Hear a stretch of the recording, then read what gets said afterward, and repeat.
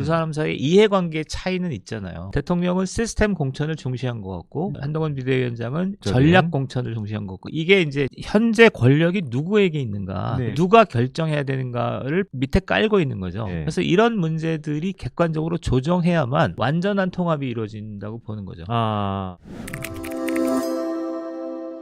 봉합이 됐다고 볼 수 있을 것 같은데 네네. 이건 봉합이 될 수밖에 없는 사안처럼 보여요. 왜냐하면 이게 사이가 틀어지면 감당할 수 없는 사태가 벌어지니까 그렇죠. 당연히 봉합이 될 거로 보이는데 네네. 향후에 이제 이게 완전한 봉합이 되기 위해서는 네. 권력 관계에 대한 건설적인 타협이 있어야 돼요. 권력 관계. 그러니까 예를 들어서 윤석열 대통령이 대통령이니까 네. 앞으로 3년이나 더 남았으니까 윤석열이 기본적인 것을 세팅하고 네네. 그 세팅한 기초 위에서 한동훈이라는 아주 재능 있는 플레이어가 나름대로 역량을 발휘하는 국면인가 지금이. 네네. 그렇지 않고 대통령이 나름 일종의 후견 역할을 하면서 네. 한동훈이 전자보다 훨씬 더 비중 있는 역할을 하면서 한동훈 주도에 뭐가를 되는가 이 두 가지에 따라 상황이 달라지는 거거든요. 네네. 이 두 가지를 건설적인 타협이 이루어져야만 이어야만 이제 완전한 봉합이 이루어졌다 이렇게 볼 수 있겠다고 저는 봅니다. 네. 그러면은 이제 그 대표님 지금 얘기해 주셨던 거 정리해 보면은 시기적으로 시간이 가면 갈수록 윤석열 대통령 임기는 줄어들게 되고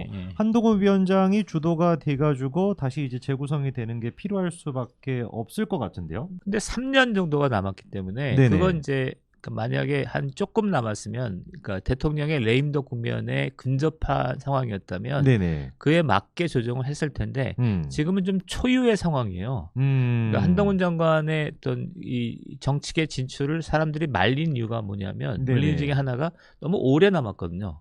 오래 남았을 때는 이런 어떤 갈등이 있을 수밖에 없잖아요. 아, 윤석열 대통령 임기가 오래 남았으니까. 상황이 초유의 국면이라서 그에 맞게 잘 타협을 해야 된다고 보고 이렇게 갈 수도 있고 저렇게 갈 수도 있는 그런 저는 이런 국면이라고 생각합니다. 그러니까 지금 민 대표님 말씀은 윤석열 대통령과 한동훈 위원장 두 사람의 어떤 글쎄요 권력이라고 표현하면 될 것 같은데 권력에 대한 좀 재구성이 필요할 것 같다.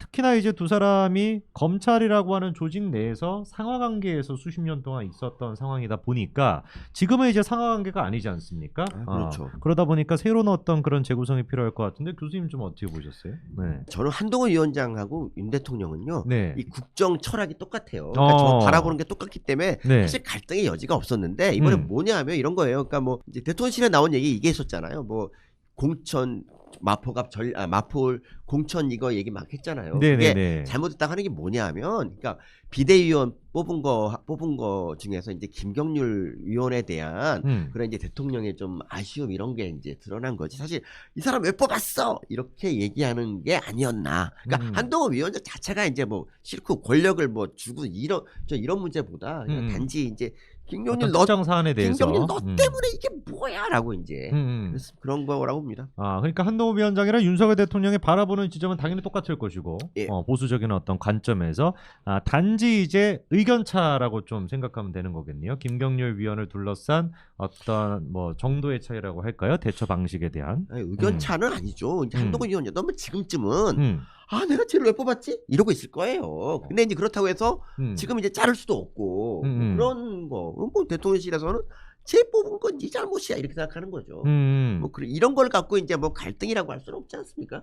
그렇죠. 바라보는 건 똑같아. 그래서 지금 윤석열 대통령과 한동훈 위원장 두 사람 사이가 뭔가 갈등이 있는 거 아니냐에 대해 가지고 어제 정말 시끄러웠는데 그거에 대해서 아무래도 인지를 하고 계셨던 것 같습니다. 그래서 또 즉각적으로 또 빠르게 두 분의 만남이 이루어진 것 같은데 윤석열 대통령의 이번 현장 방문은 오늘 오전에 결정됐다고 하고요. 그리고 한동훈 위원장 또한 마찬가지로 오전에 순방 일정을 연기까지 하면서 저 현장으로 또 방문을 했다고 하거든요. 그러다 보니까 두 분이 지금 강력하게 어떤 의지를 보여줬다라고 볼 수 있을 것 같고 이 부분도 좀 얘기를 해봐야 될 것 같습니다. 아까 지나가면서 좀 해주셨던 얘기긴 한데 애당초 이 문제가 뭐 전면전이다. 민 대표님한테 좀 질문 드리면은 전면전이다. 아니면 뭔가 좀 갈등이 있는 거 아니냐라고 하는 이 얘기가 전원을 통해 가지고 전달이 되다 보니까 직접적으로 다이렉트로 나오는 게 아니라 전원을 통해 가지고 전달되다 보니까 오해가 좀 생긴 거 아니냐 이런 지적이 좀 있거든요. 대표님 좀 어떻게 보셨습니까? 그러니까 두 가지 측면이 다 있는 거죠. 하나는 그 어떤 전원 그러니까 주변의 참모들이 좀 이렇게 자기의 이해에 맞게 상황을 관리하면서 갈등이 증폭된 측면이 있는 거죠. 네. 이거는 이제 객관적으로는 두 사람 사이에 갈등이 없는데 갈등이 증폭된 거라서 별 문제가 없는 거고. 네네. 반면에 저는 사실은 권력 관계나 아까 사회 세력 문제나 해서 네네. 객관적으로 두 사람 사이의 이해관계의 차이는 있잖아요. 네네네. 전국 운영에서 예를 들어서 이번에도 공천 문제에 있어서 대통령은 시스템 공천을 중시한 것 같고, 네네. 그다음에 한동훈 비대위원장은 전략적인. 전략 공천을 중시한 거고, 이게 이제 전국 운영에 대한 양자 간의 입장 차이를 보여주는 거고, 네네. 전국 운영은 결국 뭐냐면 현재 권력이 누구에게 있는가, 네. 그리고 권력 누가 결정해야 되는가를 밑에 깔고 있는 거죠. 네네. 그래서 이런 문제들이 객관적으로 있어요. 그래서 이런 문제를까지를 객관적으로 조정해야만 완전한 통합이 이루어진다고 보는 거죠.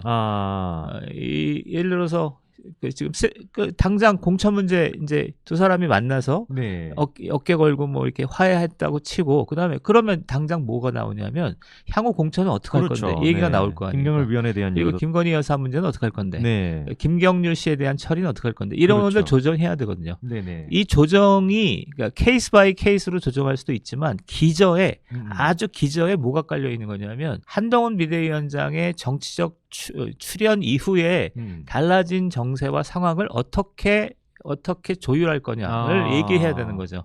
안녕하세요. 유튜버 서민입니다. 여기로 들어오셔서 구독 버튼 눌러주시면 세상에서 제일 재밌는 정치쇼 뉴스라다무스를 치타처럼 빨리 보실 수 있습니다. 구독과 알림 부탁드립니다.